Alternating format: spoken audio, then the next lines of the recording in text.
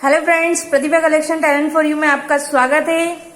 आज हम बनाने जा रहे हैं प्याज और कच्ची केरी की बहुत ही शानदार चटनी।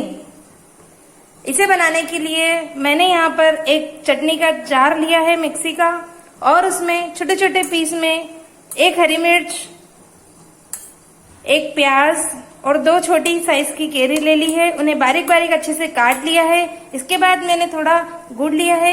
गुड़ में मैंने 1 चम्मच जीरा, 1 चम्मच लाल मिर्च, आधी चम्मच में इसमें काला नमक डाल देती हूँ।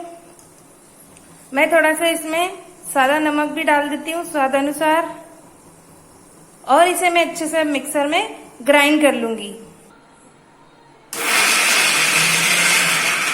देखिए, मैंने इस तरीके से इसे थोड़ा थोड़ा करके पीस लिया है, और अब मैं इसमें 1 चुटकी हींग डालकर फिर इसे थोड़ा अच्छे से पीस लूंगी। देखिए, अब हमारी इस तरीके से प्याज, केरी और गुड़ की चटनी बहुत ही खट्टी मीठी बनकर तैयार हो गई है।